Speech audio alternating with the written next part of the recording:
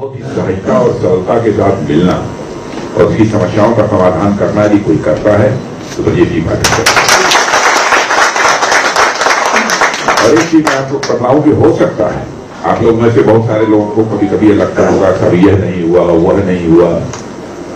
देखिए, भगवान भी आ जाए तो सारी समस्याओं का समाधान नहीं कर सकते। भगवान ही तो समस्याओं को पैदा करता है।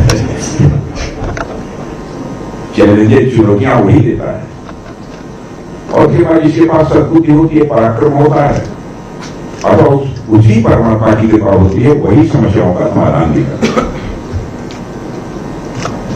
तो बराबर मैंने देखा है ब्रजेश जी को, जिस विनम्रता शालीनता से ये काम करते हैं वो अपने में अद्भुत है।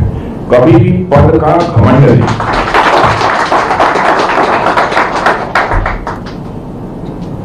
ऐसे विधायक मिले हैं और ऐसे ही हमारे महानगर के अध्यक्ष हैं श्री आनंद जी द्विवेदी, और एक बहुत मजबूत आपको महापौर मिली है, बहुत मजबूत। ऐसा नहीं है कि केवल वैसे भगवान के जैसा दिया है उसी काम मजबूत है, काम करने में भी काफी मजबूत है। श्रीमती सुषमा जी खरवाल और हमारे इसके पहले जो महानगर के अध्यक्ष थे हमारे श्री मुकेश जी शर्मा और एक सदस्य विधान परिषद है यहाँ पर, और ये कौन है बगल में रामचंद्र जी प्रधान है, और जिसकी सबसे ज्यादा मूंछ पकी हुई हो वह सुरेश तिवारी।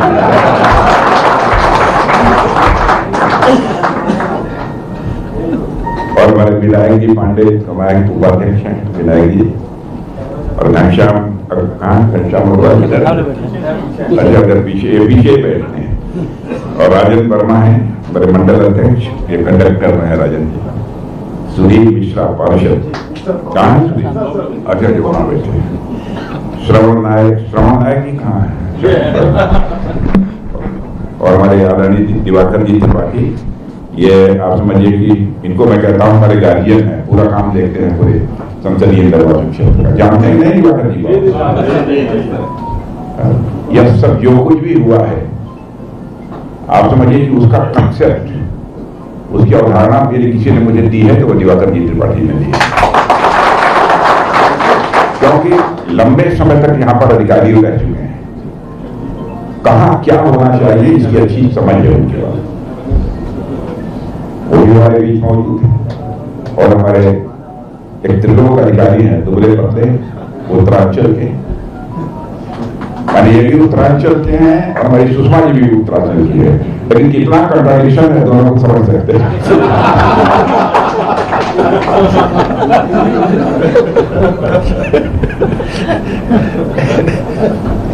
अब ये क्यों है ये तो परमात्मा ही जानता।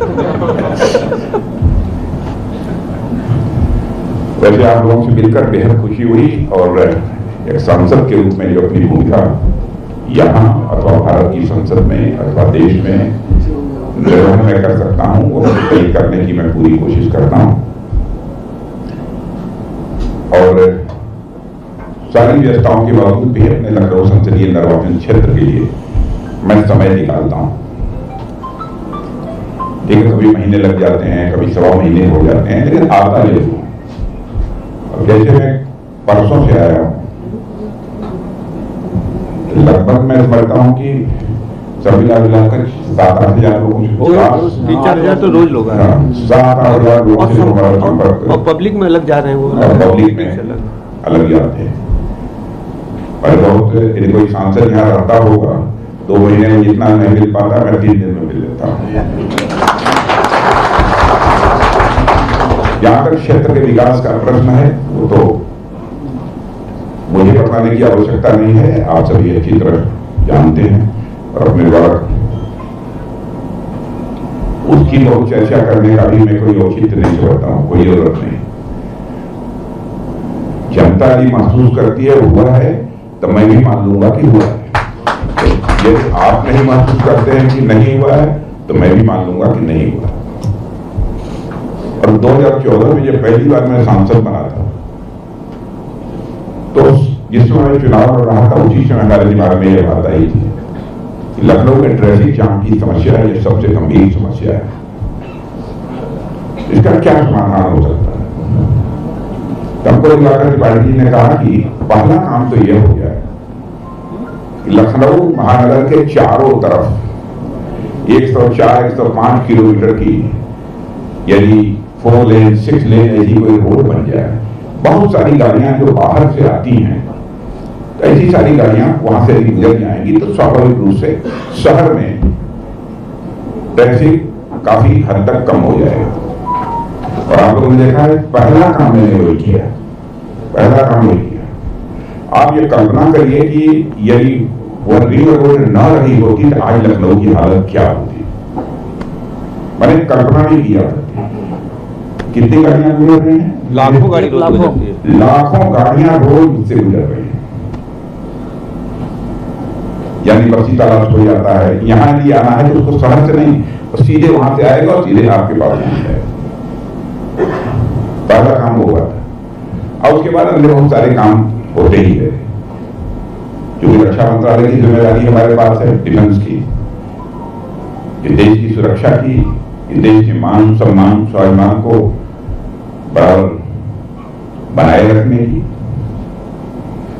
तो उस दृष्टि से भी बैठा कुछ न कुछ यहां होना चाहिए। ब्रह्मोस मिसाइल लखनऊ की धरती पर बनने लगी। ब्रह्मोस मिसाइल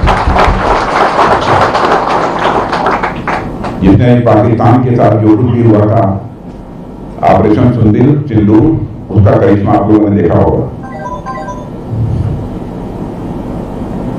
और इसके अतिरिक्त दूसरी इंडस्ट्री भी यहाँ आ रही है। एक बहुत बड़ी इंडस्ट्री आई थी, लेकिन इसको चाहिए कि बहुत अधिक जमीन, तो जमीन लखनऊ के आसपास मिल नहीं पाई। अब जैसे यह जो विश्वविद्यालय आपका उन्नाव के रास्ते पर जाएंगे ना, वो कौन? चंडीगढ़ यूनिवर्सिटी। ये चंडीगढ़ यूनिवर्सिटी भी मैं ही ले आया और हमारे बड़े पुराने मित्र हैं और हमारे यहाँ ही आए कि साहब कहिए कुछ हम लखनऊ में करना चाहते हैं। तो मैंने कहा कि यूनिवर्सिटी खोल दीजिए, क्योंकि चंडीगढ़ में बहुत बड़ी उनकी यूनिवर्सिटी है, हाईली रेप्यूटेड यूनिवर्सिटी है। तो जब जमीन तलाशने लगे यहाँ पर, अंत में 4 महीने के बाद थक कर हो गए कि साहब हमको जमीन मिल रही जितनी हमको जमीन चाहिए। तब मैंने कहा कि लखनऊ से आगे बढ़ गई, कहीं पर मिलती हो तो ले लीजिए। तो उन्नाव के पास से कुछ जमीन मिली और वहां पर विश्वविद्यालय उन्होंने बनाया है। ऐसी बहुत सारी चीजें लखनऊ में हुई हैं, सबकी चर्चा यहाँ पर बहुत डिटेल में जाकर नहीं करना चाहता। जो हमारे प्रतिभा संपन्न विद्यार्थी हैं, उनके रिसर्च के लिए यहाँ पर डीआरडीओ की लैब भी खुली हुई है, प्रयोगशाला यहाँ पर खुली हुई है। बहुत सारी चीजें ऐसी हुई हैं। आगे भी मैंने बहुत सारी चीजें सोच रखी हैं, धीरे धीरे उसको अमल में लाने की कोशिश हो रही है। एक तो सीवेज की समस्या में महसूस करता हूँ कि बहुत गंभीर समस्या है। कुछ काम कुछ स्थानों पर हुआ है, लेकिन बहुत सारा काम अभी करने के लिए शेष है। जहां तक देश का प्रश्न है, आप सभी जागरूक नागरिक हैं, इस सच्चाई को जरूर आप स्वीकार करेंगे कि भारत का स्टेशन, भारत का कद अंतर्राष्ट्रीय जगत में हमारी सरकार आने के बाद बढ़ा है।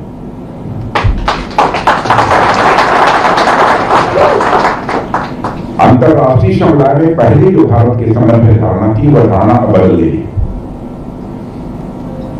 लोग यह मानने लगे हैं कि भारत हमारे प्रधानमंत्री मोदी जी के नेतृत्व में पहले वाला भारत नहीं है, भारत बदल चुका है।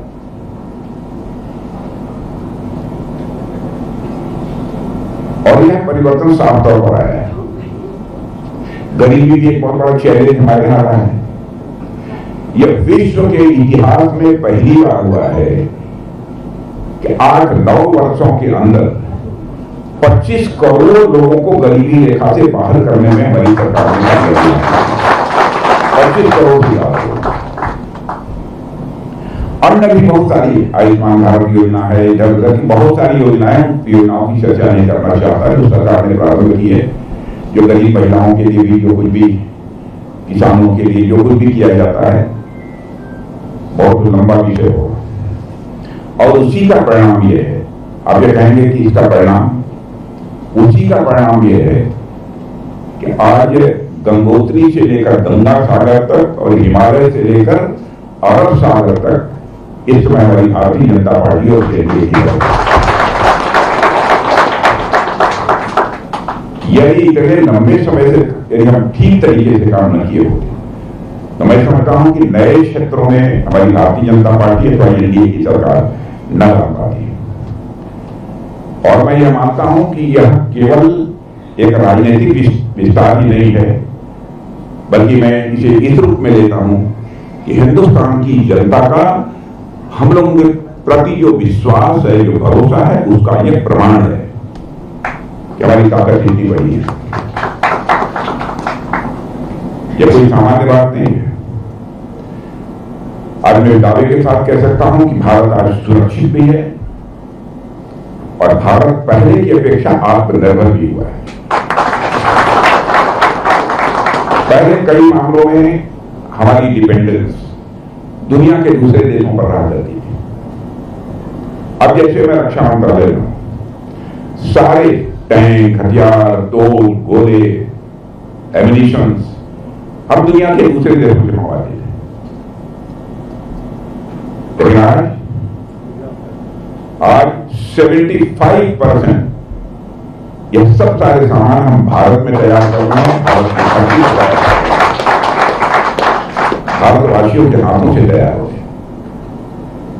तो इससे बड़े गौरव का विषय हम लोगों के लिए क्या हो सकता है? पहले मुश्किल 2014 के पहले ज्यादा से ज्यादा बहुत रक्षा उत्पादन होता था, बहुत होता था, तो 30,000, 35,000, 40,000 किसी तरह पहुंच पाता था।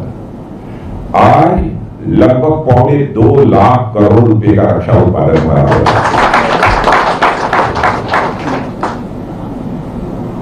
ये सब सारी चीजें हम लोग यहां पर बना रहे हैं। यानी आर्थिक दृष्टि से भी भारत आगे बढ़ रहा है और टेक्नोलॉजिकल दृष्टि से भी, तकनीकी दृष्टि से भी भारत आगे बढ़ रहा है। अब सेमीकंडक्टर के मामले में भी हम तेजी से आगे बढ़ रहे हैं। सेमीकंडक्टर की चिप्स अब भारत में बनने जा रही हैं। पहले कोई कल्पना नहीं करता था सेमीकंडक्टर की चिप्स जो भारत में बनी। यानी समाज जीवन का वो हर क्षेत्र है जिस क्षेत्र में यहां पर हम लोगों ने नजर डाली, वहां पर हम लोगों ने कुछ न कुछ किया है। वैसे देखा जाए तो बहुत सारी ऐसी चीजें हैं। और उत्तर प्रदेश का जहां तक सवाल है, उत्तर प्रदेश में हमें स्वीकार करना पड़ेगा कि यहां पर लॉ एंड ऑर्डर की दृष्टि से पहले की अपेक्षा बहुत ही सुधार हुआ है कानून व्यवस्था की दृष्टि से। और सबसे बड़ी बात कि उत्तर प्रदेश में 21 एयरपोर्ट बन गए, 21 एयरपोर्ट खुल चुके हैं। और भारत का अकेला प्रदेश उत्तर प्रदेश है जहां पर 5 इंटरनेशनल एयरपोर्ट बन गए हैं। और लखनऊ कानपुर एक्सप्रेसवे का जहां तक सवाल है, ऐसे ही यहां पर मैं भाषण कर रहा था, मैंने कहा लखनऊ कानपुर की सड़क भी बननी चाहिए थी। और उस समय हमारे सरफेस ट्रांसपोर्ट मिनिस्टर भी साथ बैठे हुए थे। मैंने कहा भाई इसको बनना चाहिए, स्वीकृत हो गया। अब आप देखेंगे कि वो बनकर तैयार हो गया। उसका उद्घाटन जो हम लोग की कमी के नाम नहीं हो पा रहा है, जो भी हम लोग का समय निकलेगा उसका उद्घाटन भी हो जाएगा। लेकिन स्थान स्थान पर ठेकेदारों ने जो पत्थर लगा रखा है, जब तक उद्घाटन नहीं होगा तब तक ट्रैफिक का आना जाना नहीं होगा। लेकिन जो बहुत तेज लोग होते हैं वो पत्थर हटा के उसी पर गाड़ी चला रहे हैं। जनता ही उसका उद्घाटन कर रहे हैं। बहुत सारे ऐसे काम हुए। और उत्तर प्रदेश में इन्वेस्टर समिट हुई थी। आप समझे लाखों करोड़ रुपए का यहाँ पर इन्वेस्टमेंट हुआ है। ये कोई सामान्य बात नहीं है। स्टार्टअप के बारे में जानते हैं आप लोग? स्टार्टअप क्या होता है? स्टार्टअप नहीं, कुछ लोग किनको मालूम नहीं? मुझे मालूम है। ये जो लड़के रिसर्च करके जो चीजें बनाते हैं, सब सारी चीजें, अब जैसे कि कोई हथियार ही नहीं बनाना हुआ है तो स्टार्टअप उसको धीरे धीरे निकाल कर कौन सी टेक्नोलॉजी से कैसे होगा, इसको क्या काम करना, छोटी चीज बना लेते हैं, एक मॉडल तैयार कर लेते हैं, फिर उसके बाद वही चीज बड़े रूप में सामने आती है। पहले भारत में मुश्किल 300-400 थे। आज आपको जानकर खुशी होगी कि लगभग 2 लाख के आसपास इतनी तेजी से विकास है। और यदि यूनिक कारण होता है, यूनिक कारण होता है जिसमें कि $1 बिलियन से कैपिटल यदि किसी उद्योग की है, 1 बिलियन माने लगभग आप समझिए 8-9 हजार करोड़ की है। पहले 4 थे, आज 125 से ज्यादा हो गए। इतनी तेजी काम हो रहा है। मैंने विदेशों पर हमारी निर्भरता धीरे धीरे बराबर कम होती जा रही है, बहुत कम होती जा रही है। और एक करिश्माई काम और लखनऊ में है जो कि मैंने नहीं किया है, पीटीसी वहां पर हमारे क्या नाम है अग्रवाल, सचिन अग्रवाल बहुत अच्छा काम कर रहे हैं। ये हम सब लोगों के लिए बहुत गौरव का विषय है। लखनऊ में जिस तरह से सचिन अग्रवाल काम कर रहे हैं, तो बहुत सारी और भी इंडस्ट्री यहाँ पर आने वाली है। बातचीत बनी हुई है कुछ लोगों से और कुछ अभी चीजें प्रोग्रेस में। अशोक लेलैंड बन जा रहा है, अशोक लेलैंड भी आ गई है।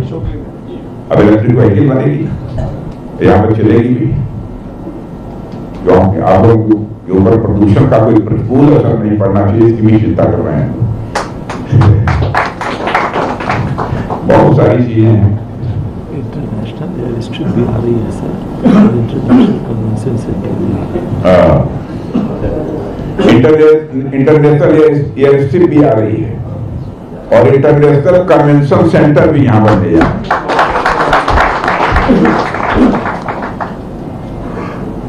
इसकी क्या प्रोग्रेस है शिवाजी? वो जो सीवेज वाला है सर, सीवेज सिस्टम का जो मैंने कहा सीवेज का सर प्रोजेक्ट तो स्वीकृत हो गया है और उसका इम्प्लीमेंटेशन फील्ड में फिर हम लोग घूम के कराएंगे सर उसका, और उसको स्वीकृत हो गया था सर, और अल्टीमेट डिस्पोजल तक ले जाएंगे, उसको ट्रीट करके नदी में जाएंगे। ठीक है। सीवेज सिस्टम की सीवेज की प्रॉब्लम रहती है ना, उस पर अब ध्यान गया है हम लोगों का, लेकिन यह मत मान लीजिएगा कि तुरंत 4 महीने में हो जाएगा। लेकिन अब ध्यान गया है, हो जाएगा। 2 साल, 3 साल, 4 साल, 5 साल, कोशिश करेंगे 3-4-5 साल के अंदर सब ज्यादा बिल्कुल सीवेज के मामले में नंबर बढ़ने से कोशिश यही है।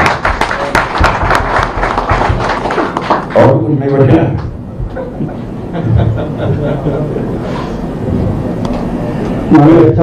हाँ, वैसे एक ही बता दें, एक सबसे बड़ी चुनौती इस समय जो भारत के सामने है, वेस्ट एशिया की क्राइसिस। यानी आप जानते हैं कि इजराइल और ये ईरान और यूएस, यह सब सारा जो युद्ध चल रहा है इस समय, यह केवल उन देशों के लिए संकट पैदा नहीं कर रहा है बल्कि सारे विश्व के लिए संकट पैदा कर रहा है। आप ये कहेंगे कैसे? दुनिया के कई ऐसे देश हैं जिन देशों में 30%, 35%, 40%, 45% महंगाई बढ़ गई। जिन देशों का युद्ध नहीं हो रहा है उनकी भी महंगाई बढ़ गई। कारण सारी ऊर्जा, पेट्रोल, डीजल, सीएनजी, यह सब सारी चीजों, स्टेट ऑफ हार्मोज, ऐसे ही 1-2 और शेडल्स हैं जहां पे गुजरती है, वहां संघर्ष की स्थिति बनी हुई है। वो सब सारी चीजें चल नहीं पा रही है। कुकिंग गैस जो हम प्रयोग करते हैं, पाइपलाइन गैस, यह सब अब उसके कारण सारे विश्व में कीमत बढ़ गई। लेकिन अपने प्रधानमंत्री जी की सराहना करनी चाहिए, उनको बधाई हमको देना चाहिए।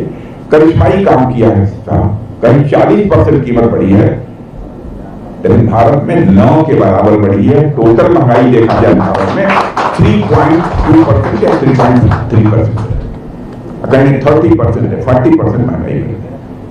तो उस महंगाई को नियंत्रित करने में हम लोगों ने काफी कामयाबी हासिल की है। और एक मैं बता दूं कि आगे भी कितने वर्षों तक ये चलेगा, ये क्राइसिस बनी रहेगी, इसके बारे में कुछ कहा नहीं जा सकता। इसलिए हम लोगों को बिल्कुल अपना मन बना के रखना पड़ेगा। ठीक है, जो चुनौती आएगी उसका सामना करेंगे, लेकिन इतना मैं आपको आश्वस्त करना चाहता हूं, चाहे जितनी भी बड़ी चुनौती हम लोगों के सामने क्यों न आ जाए, उस क्राइसिस के कारण, वेस्ट एशिया क्राइसिस के कारण, उस चुनौती का हम मुकाबला करेंगे और उस पर विजय